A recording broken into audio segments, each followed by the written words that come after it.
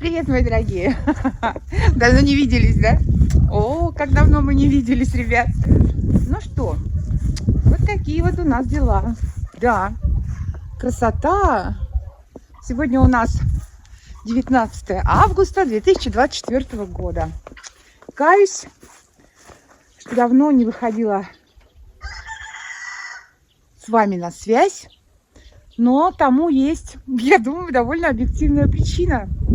Сейчас я вам все расскажу, дорогие мои. Где перчатки-то мои, господи, прости.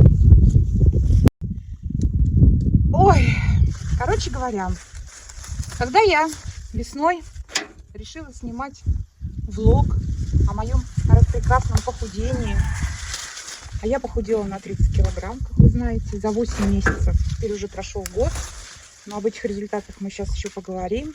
Короче говоря, и знаете, я с таким, ну это, наверное, по видео видно, что я с таким рвением взялась рассказывать вам, мои дорогие, как же я похудела, и как же это хорошо и легко. И что-то, знаете, как-то я подзависла и решила, думаю, ну а как вообще ведут подобные блоги? Ну что вам рассказывать? Не будешь же каждый день на камеру готовить вам правильную еду, да? Это же вам не интересно.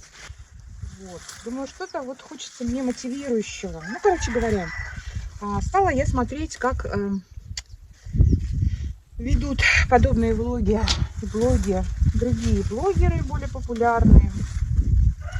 И обнаружила, дорогие мои, что большая часть из них это я заготавливаю правильную еду на зиму, потому что правильная еда, ну, с моей точки зрения, может быть, я просто не так питаюсь, дороговато выходит в Сибири, так как клетчатка в магазине в Сибири стоит очень дорого. Ну, с моей точки зрения, что мясо, что клетчатка абсолютно одинаковые. Так быть не должно, потому что я же ем и мясо, и клетчатку, это же разорится. Мы зимой разорились, пока я худела активно. Вот. Я прыгаю с места на место. Ну ладно, короче говоря, сначала я расскажу, почему я так долго не выходила на связь. Значит, стала я смотреть, что говорят, рассказывают другие блогеры на эту тему, и обнаружила, что 80% из них в результате вышли на рак. Рак чего угодно. Но все они так или иначе заболели раком. И, к сожалению, большая часть из тех, кого я посмотрела, они умерли уже. Вот. И знаете, какая-то история у меня получилась. Думаю, странно. Люди так хорошо начинали, завели новую жизнь, второе дыхание, скажем так, новое здоровье.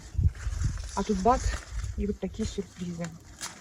Думаю, ну ладно, может у меня так не будет. Пока я, короче говоря, размышляла, у меня стал болеть, мальчики, это не для вас, низ живота.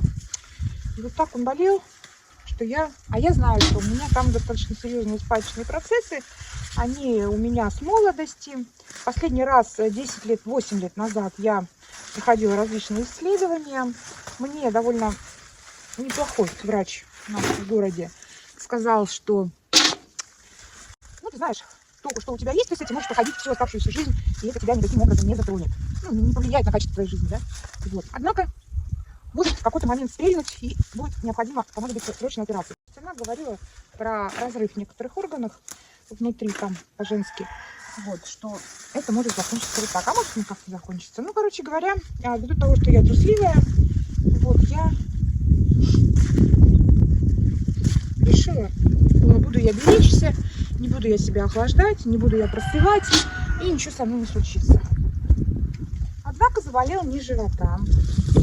Вот. А еще у меня такая новость. В феврале я перенесла операцию по удалению желчного пузыря. Вот. Не экстренно, она была плановая. Я почувствовала дискомфорт еще в прошлом году. Вот. Пошла на УЗИ. У меня был обнаружен камень в желчном пузыре. Показана, естественно, операция. Вот. Я пошла по квоте бесплатно, вот, потому как рассчитывала на лапароскопию, чтобы не было этих разрезов. Просто я по кесареву сечению помню, что все это не сладко проходит для меня. Вот. И, короче говоря, на эту операцию с горем пополам, знаете, пошла, потому что очень сильно боялась наркоза. Что-то как-то меня не видно. Надо повыше сделать. Короче, очень сильно боялась наркоза и и всех этих разрезов. Ну, операция, сами понимаете, по удалению желчного пузыря, она важна, ее делать нужно, потому как лучше эта ситуация не будет становиться, она будет только хуже, и потом это как бы чревато. Вот, я пришла к хирургу, вот, рассказала про свое правильное питание. Это было в сентябре, по-моему, что ли, прошлого года. Ну, это не важно. Вот. И он сказал, что ну, раз так все хорошо, то потерпишь до февраля. Ну, в очередь меня поставили на лапароскопию, что бесплатно. Вот. Ну и все, я на правильном питании. Естественно, я, чтобы не допускать никаких срывов, я еще больше усилила свое правильное питание контролем, да. Вот. И преспокойно дожила до февраля без всяких неприятностей. Вот. И все, и мне сделали лапароскопию. 3 дня, и я пошла домой. 3 или 4, не знаю. Под выходные попала. Поэтому, по-моему, 4 или 5 даже дней там проторчала. Злая была такая. Потому как после операции через 2 часа уже носилась. Побежала за кофе после удаления желчного пузыря. Поймала по дороге хирурга. Говорю, хочу кофе, не могу. Он говорит, ну ладно, немножко можно. Вот, поэтому я побежала кофе, купила себе шоколадку, черный шоколад. У меня же сахарный диабет. Вот. И после операции всего напилась и наелась. Ну ладно, сделали мне эту операцию. И тут у меня начал болеть низ живота где-то, наверное, ну, через, может, пару месяцев, а уже пошел огород. Вот. И я уже, пройдя как бы операцию с наркозом, мне уже не страшно. И я думаю, все, займусь я опять своей гинекологией, пойду я сдам все анализы. Вот. Тут вот как раз я вышла на связь, стала вести влог о похудении свой. Короче, все в кучу смешалось. И я ходила на УЗИ сначала. Вот. И, вы знаете, мне не понравилось поведение врача на УЗИ. Такое ощущение, что она... Либо она вообще не понимала, что она делает. То есть она... Ну, либо она что-то страшное увидела и пыталась снять с себя ответственность. В общем, она мне сказала, ну, это ничего хорошего. Тут прямо все в опухоли, все смешалось. И нашим, и вашим. Все это, значит, надо набираться, мое мнение. Вообще говоря, пишет мне заключение, что все эти замеры всех этих органов внутренних, вот, и пишет.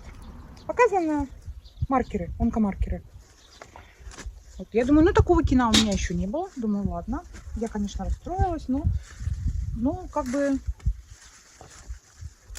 До этого как бы все было довольно конструктивно и все понятно. А здесь вот как-то все, знаете, непонятно и неконструктивно было.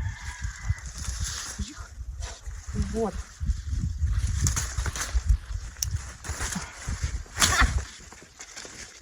Я, короче, прихожу к гинекологу. Гинеколог у нас тоже такая, знаете, и она мне дает направление в областную больницу нашу на консультацию к гинекологу.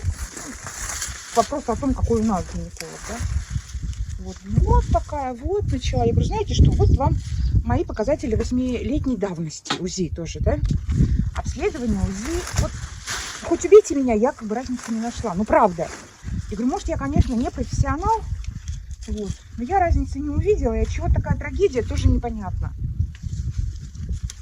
И я говорю, вы знаете, а может вот эта вот болезнь в паху, болеть в паху, уж краснеет фасоль, вот, от физической нагрузки. Тут, сейчас ножницы возьму. Потому что, говорю, пошла физическая нагрузка в огороде, а у меня как бы, ну, проблемы с позвоночником. И, в общем, потому что, говорю, то болит, то не болит. Она говорит, ну да, так не должно быть. Ну, если болит, то болит. Я говорю, причем там то с одной стороны болит, то с другой стороны болит. То есть, говорю, ну, как бы такая боль тянущая, там, такая, знаете. В общем, попыталась все это выяснить. Ладно, короче, она мне дает направление в областную больницу.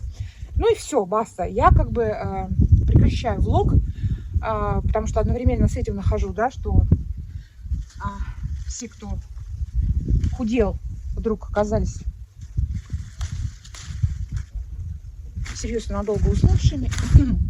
Вот думаю, не, я такая не хочу, такого не хочу, и пополнять как бы армию таких людей я не буду. Вот. Сначала я узнаю, что со мной и как, вот, в этой жизни, а потом уже выйду к вам на связь.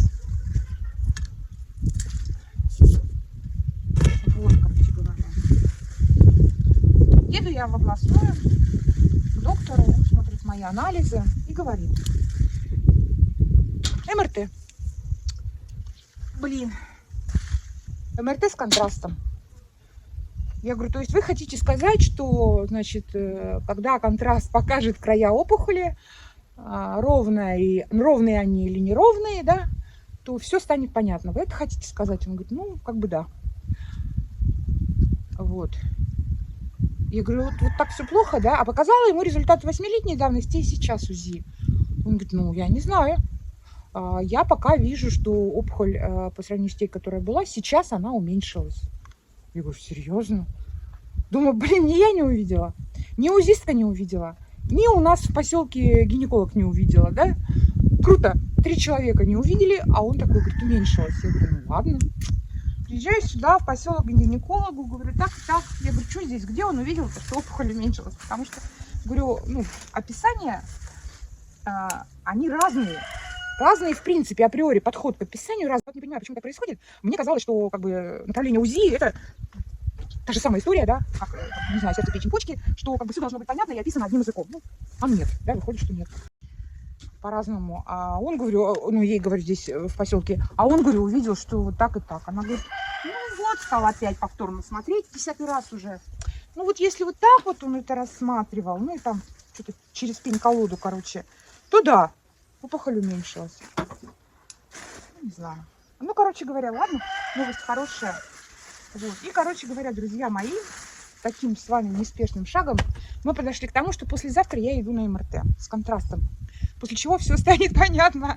Буду я продолжать влог о похудении или я начну новый влог о том, как я заболела раком и вылечилась.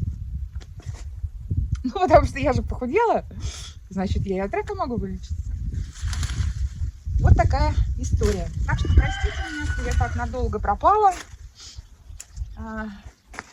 Хотела поделиться с вами еще одной новостью. В прошлом году, когда у меня было это ожирение, у меня были, скажем, неоднозначные показатели на УЗИ сердца. Вот, УЗИ и ЭКГ. И у нас есть клиника Мишалкина, у меня где-то есть там, по-моему, видео такие уже.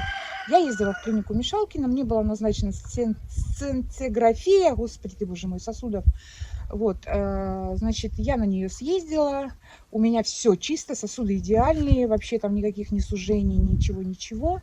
Вот, и только, представляете, то есть я была год назад у нее, у кардиолога, и только сейчас, вот год назад, год прошел, я к ней попала повторно со всеми этими анализами.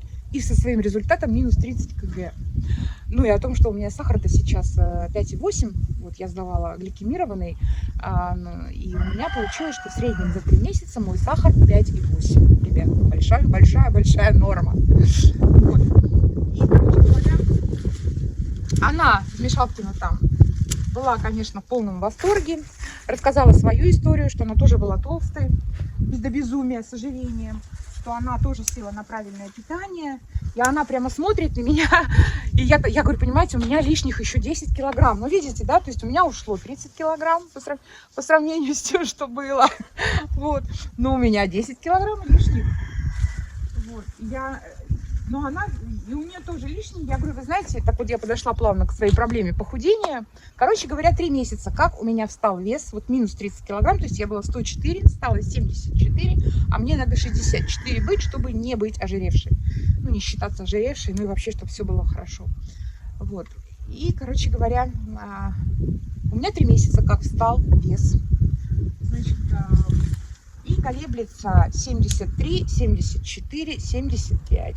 Ну, там, конечно, там от воды зависит, да, сейчас лето, воды много пьешь. Но тем не менее, почему он колышется так? Но тем не менее он встал. Он тупо 3 месяца стоит, ребята. Может, конечно, потому что моя голова сейчас занята совсем другим. Вот. Так вот, кардиолог мне говорит, я уже говорила такую фразу в каком-то из своих видео, что ты то, что ты ешь. Она говорит, скажите же. Я говорю, слушайте, ну это моя вообще-то фраза. Ну вот. И это. Я говорю, да, ты то, что ты ешь. То есть вот как только я похудела на 30 килограмм, у меня нормализовались показатели сердца. У меня, кстати, дорогие мои, у меня АЛТ, АСТ от ожирения, это показатели печени, кто знает. зашкаливали, и до недавнего времени они стояли на верхней отметке 28-32. При норме, скажем, там 12-14. Вот. Все это время, год, пока я худела, моя печень, как оказывается, интенсивно восстанавливалась. Ребята, поздравьте меня. Последние показатели АЛТ, АСТ 12-14. Моя печень, а вы знаете, да, что это единственный орган в человеке, который способен на 100% регенерироваться. То есть моя печень сейчас стала как у молодой. Молодой, ничем не болеющей, здоровой женщины. Вот. Так что с печенью норм. Вот я вернусь, да, сердечные показатели восстановились. Печенка полностью регенерировалась. Абсолютно здоровая. Как новенькая, прям как вот у ребеночка молодого, ничем не болеющего. Вот. Господи, я сколько буду эту фасоль сегодня обдирать? Уже ведро, представляете? Ну ладно, это все съестся за зиму. Хочу посмотреть рецепт какой-нибудь. Есть, нет? Еще как-то замариновать ее можно. Но она не спелая, я специально ее такую снимаю, потому что чтобы есть именно со стручком. Вот. Хорошая новость, прекрасный пациент, я вас поздравляю, больше ко мне не приходите. Раз в год проходите ЭКГ, делайте УЗИ, если изменений никаких нет. Вот, я говорю, ну а что с этими изменениями, которые сейчас уже произошли? Ну, там какие-то нарушения синусиды, каких-то ритмов, что-то такое. Она говорит, во-первых, это возрастное, ну, мне все-таки уже 54 года через 2 месяца, вот. А во-вторых, значит, это было связано и с ожирением, в том числе и сахарным диабетом. Все заодно, одно за другое, короче, цепляется. Поэтому вот так, ребят, я с вами, девочки и мальчики, поделилась. Вот. Вы со мной побыли на уборке фасоли. Значит, послезавтра я иду на МРТ с контрастом. Ну и, естественно, потом выхожу на связь и рассказываю вам, что буду дальше предпринимать для того, чтобы возобновить похудение, потому что вес стал. Я соглашусь сейчас с тем, что у меня чисто с точки зрения психологии, ну я не сплю, да, я посещаю психотерапевта, она мне там выписала какие-то таблетки от беспокойства, от этого чувства тревоги. Ну, это мне ничего не помогает, потому что мне же не убойные какие-то выписали, а чисто такие, но мне не помогают.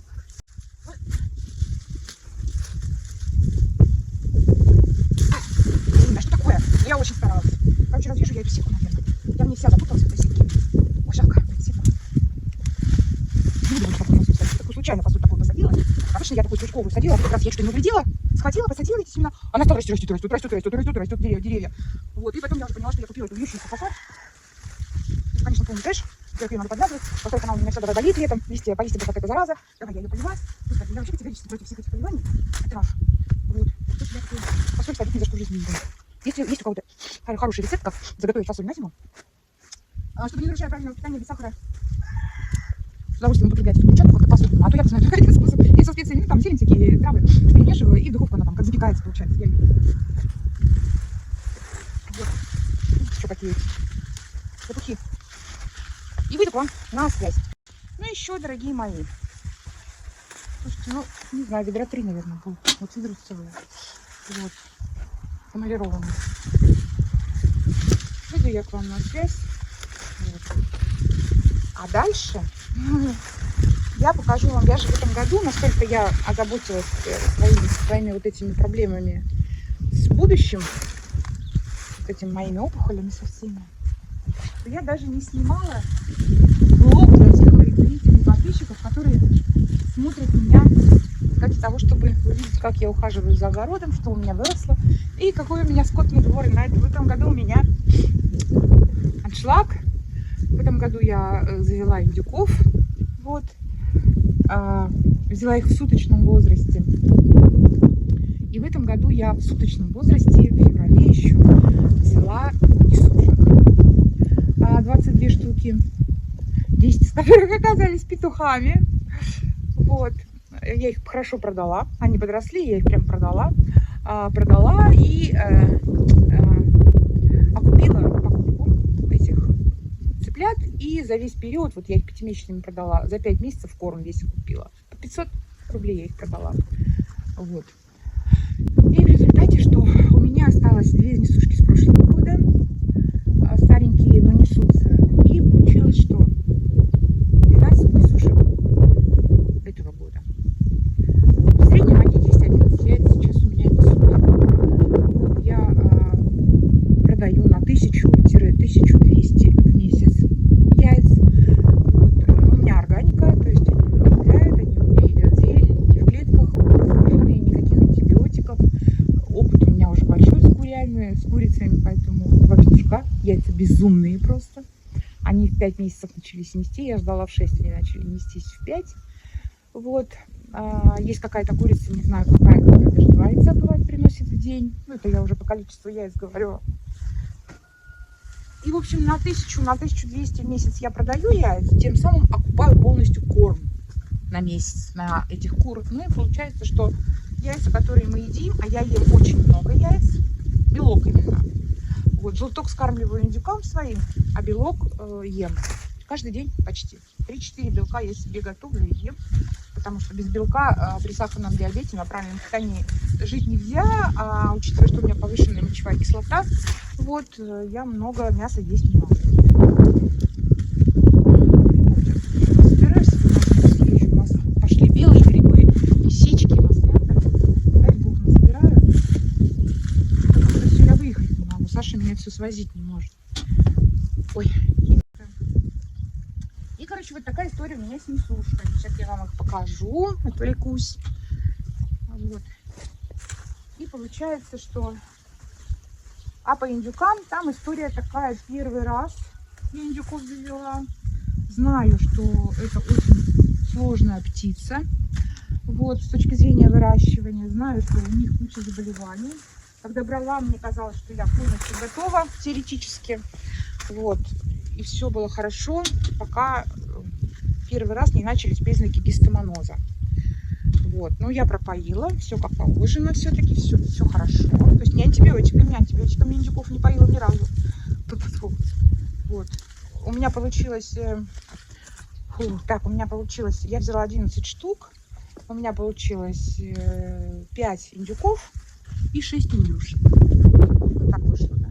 Там же, когда месячных берешь, я в частности не разбираюсь. Ой, месячных. Вот, и получается, что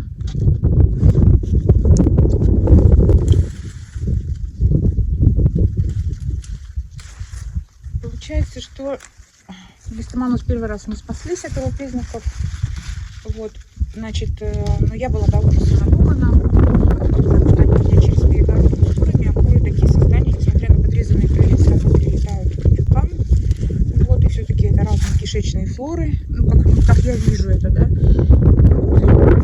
короче говоря, я говорю, пусть они сидят, короче, в помещении, эти индюки, и пусть они оттуда не выходят, пока не вырастут. Я так думала, знаете, как вот бычков закрывают, да, и они вот стоят там 6 месяцев, прости господи, бедные бычки, и вот они набирают массу, и вот прям стоят и ставят, прям специально же, и кормят. Я думаю, то же самое с индюками. В один прекрасный момент я открываю дверь к ним, они у меня встать и падают на лапы. Все. Твою мать, я так напугалась. Короче, я давай их там каждого водить. Ну, хотя я и кальций, и витаминочек тонику. Ну, все, что нужно, я как бы, вот, оказывается, нельзя было лежать. Оказывается, они должны ходить. Короче говоря, что я вам голову морочу? 11 штук было. Одна упала, сломала лапу, съели. Она была 5 килограмм. Ей было 3 месяца. Значит, одного затоптали, когда вот началась проблема с ногами. Значит, с лапами, что они стали падать на крыло, на лапу. Вот, значит, пока я одного отсаживала, возвращаюсь, один уже затоптан. Вот, 2 отсадила, остальные вроде расходились. 2 отсадила. Отсадила, и мне 5, я их, знаете, носила. Вот они обсервят там все вокруг себя, простите. Я их беру, несу дальше, в другую сторону. И вот так вот я их по огороду на руках этих 2 штук носила. В результате, значит, пока мы ездили тут как-то в магазин, возвращаемся, один сдох, а второй то ли испугался, то ли обосрался от страха, что тот сдох, подскочил, давай бегать по огороду. Представляете? Я его подсадила. Короче, в результате 11 одного съели, 2 потеряли, сейчас 8 штук у меня. Но самкам уже 4 месяца, 4 месяца и неделя. Вот, в 4 месяца я делала очередную пропойку метронидазолом профилактическую. Вот сейчас неделя прошла, еще неделя пройдет, и мы будем убирать самок. У меня сейчас осталось 4 самки и 4 самца. Значит, самок будем убирать. Почему-то говорят, что их надо в этом возрасте убирать.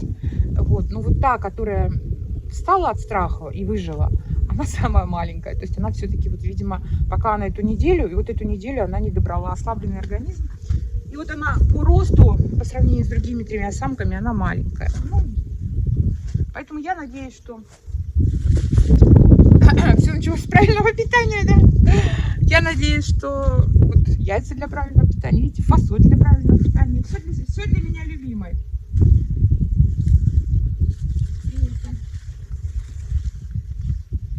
И индейка тоже для правильного питания. Понятное дело, что индейка, корм, они едят, я покупаю им свинячий корм, ну, для поросят там, протеиновый. Вот. Но вот они гряду у меня огромную уже съели кабачков. Утром, вечером кабачки и стебли кабачков. Тыквы у меня наросло очень много. Это я все для них садила. Они тыкву я им прям разрезаю большую, напополам ставлю, и они ее всю выедают, и даже корку внутри там выедают. Остаются, знаете, боковушки, вот эти обгрызыши. Вот это они целыми днями едят, и едят, и едят, и едят, и едят, и едят. Вот, уже такие эти, кто они? Индюки, самцы такие большие прям стали. Вот. Ну, самки поменьше, их прям сразу видно, конечно. Вот. Ну, вот самок будем убирать, но я рассчитываю, что хотя бы килограмм по 10 одна самка. Вот. Но индюков мечтаю вырастить на 20 килограмм. Ну, такая у меня мечта.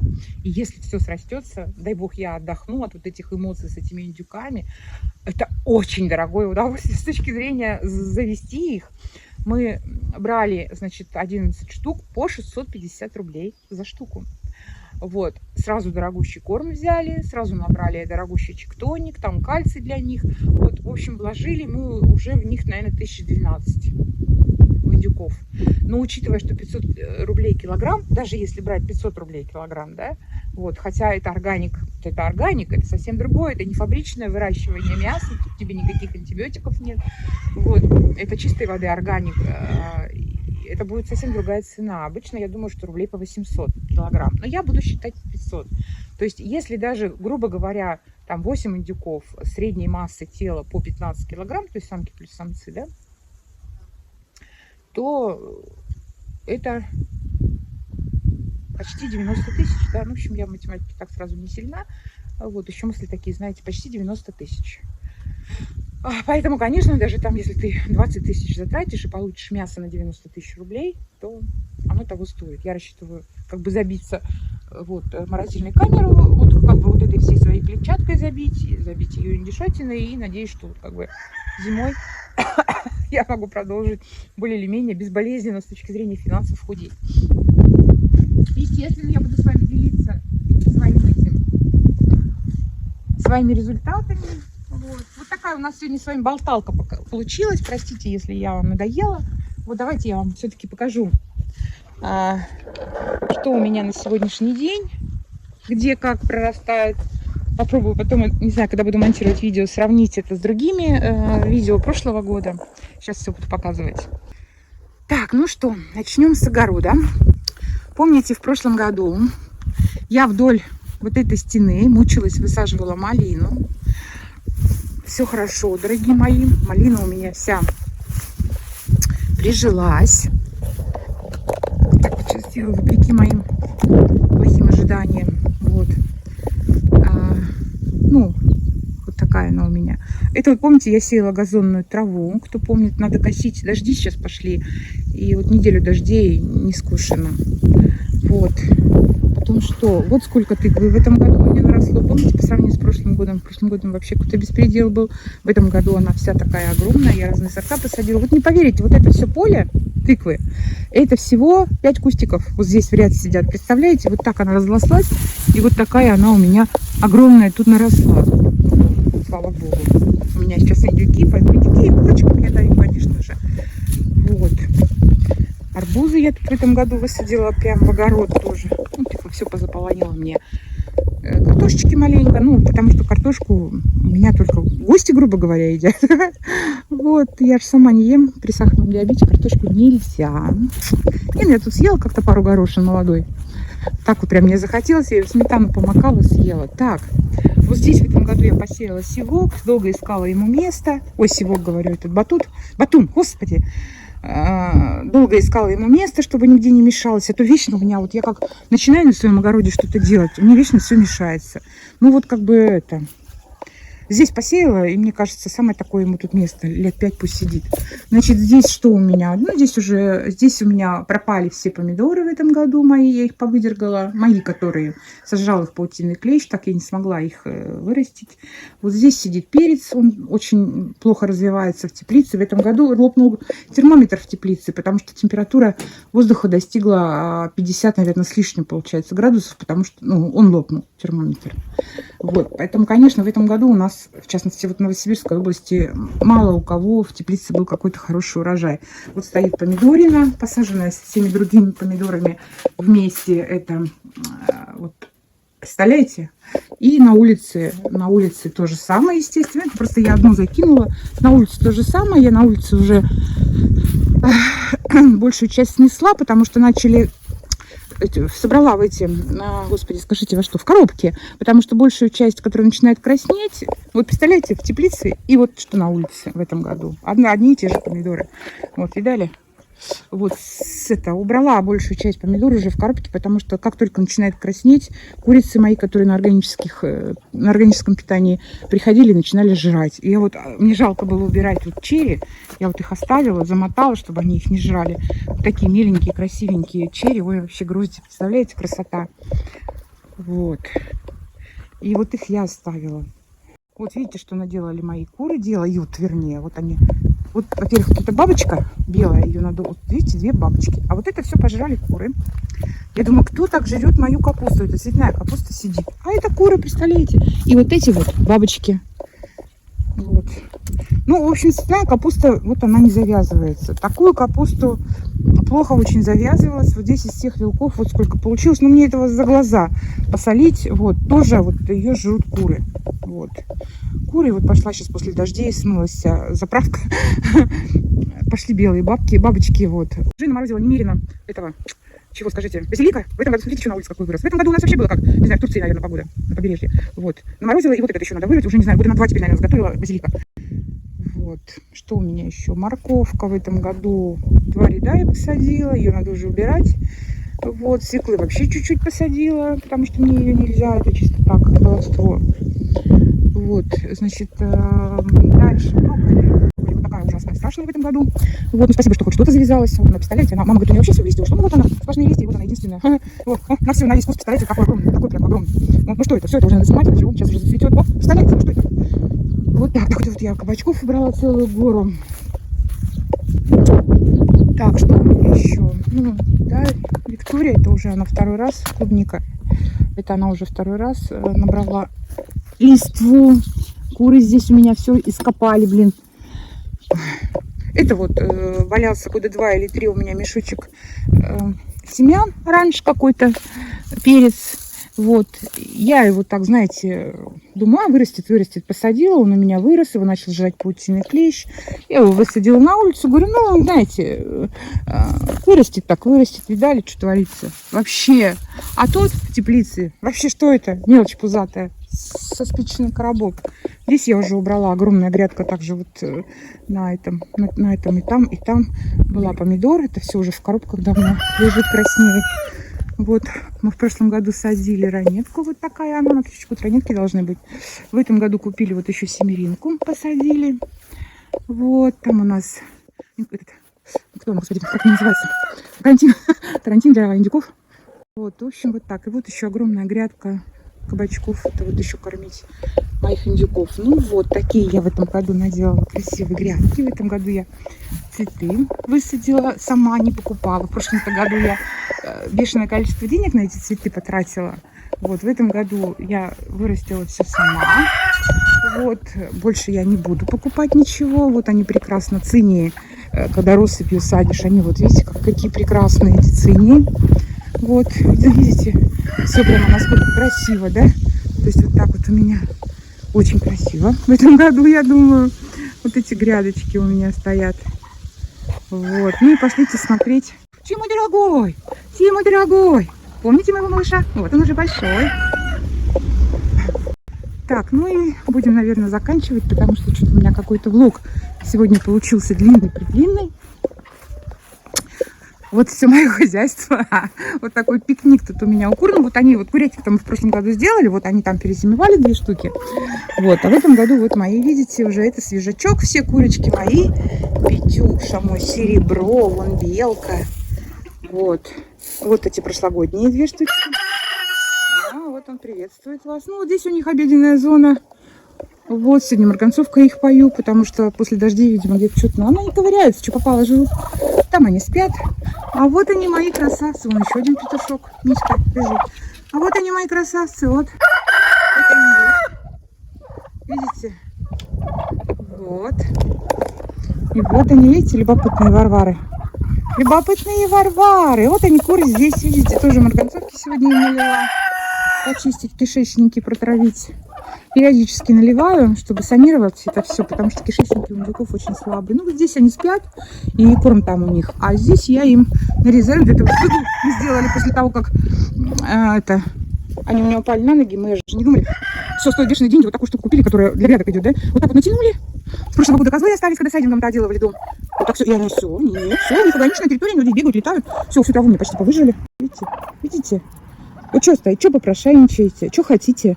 У вас вон тыква, видите, недоедена. Видите, какие они огрызки оставляют от большой тыквы. Вон, лежат. Вот. И это. Сейчас травы принесу. Ну, в смысле, эти. От кабачков листья принесу вам, ешьте. Он любит тоже. Ага. Коноплю что-то не едят. Не знаю, что-то вы коноплю не едите, дети мои. Что-то завалился. Я вот этих всех их движений боюсь. А еще, знаете, они дерутся. Видите, покраснел. И он тот. Самка вот так ложится, гадюка. Видите?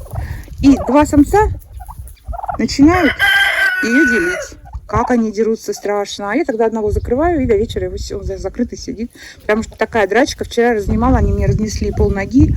Прям кровище с ноги текла, потому что очень мощные лапы, слава богу. Вот. И вот в этом плане они, конечно, очень травмоопасные индюки. А очень безобидные, любопытные, коммуникабельные, контактные, милые такие. Я прямо их туда, когда захожу, глажу их. Такие контактные очень. И куры там прям лазят. Сейчас я до вас доберусь. Ну, вот такие дела у нас. Расскажите, как ваше лето прошло. Все-таки как-никак 19 августа. Уже все у нас. Тепла как такового особо уже не будет. Вот. Я сегодня без макияжа. Не думала, что буду записывать ролик вам. Ну, что-то как-то решилась. Стала посоль убирать, и мне прям так захотелось. Вот. Вот. В этом году вот так вот я такие тоже петунии сама выращиваю. Моя альпийская горка, помните? В прошлом году я делала, кто меня смотрел. В этом году вот такое уродство у меня. Но все равно, знаете, такой, она же площадь, как видите, огромная. Индюки сожрали мою гортензию. Слава богу, она жила. Вот. Ну, надеюсь, на следующий год зацветет, думаю ее пересадить. Знаете, рискнула, посадила тую. Я тую посадила. По 100 рублей заловка мне купила. И я посадила тую. Вот, ну она пока живая, слава богу, стоит. Видно вам? Нет, не знаю. Вот. 2 штучки вот так вот около дома посадила. Вообще на 3 покупала, но одна засохла прям в горшке. Посадила 2, думаю, ну ладно, думаю, если это приживется, 3-ю уже, потом более высокую под размер куплю и все. Вот, ну вот в прошлом году я уже осенью посадила рябину. Уж больно я хочу рябину у себя во дворе, прям сильно-сильно. Ее тоже жрала в этом году. Лечила ее этот ел кто. Ой, скажите мне, ну муравьи это кто? Тля, да, вот сейчас ее нету, но листья-то скрученные так и остались. Вот они, муравьи опять. Ну, как дождь пройдет, так это... Виноград в прошлом году посадила, думала, весь помер. Один помер, а один как-то ожил, начал расти. Вот, растет, сам по себе тут сидит. И я думаю, знаете, когда вот ни зачем не ухаживаешь, оно как-то даже и растет лучше. Поэтому и хрен с ним, пусть здесь сидит. Посмотрим, что будет с ним дальше. Осенью будем разбираться. Ну вот, ребят, девочки и мальчики. Вот такая у меня история в этом году. Еще раз прошу прощения, что пропала на лето. Ну, я вам все показала. Кому любопытно, вы посмотрели. Всем пока. Всех люблю, обнимаю. Спасибо, что смотрите. Ждите моих результатов МРТ. Кому интересно, возвращайтесь на мой канал. Подписывайтесь для этого. Как только у меня все будет готово, и я буду психологически готова, я обязательно выйду и все расскажу. Пока-пока.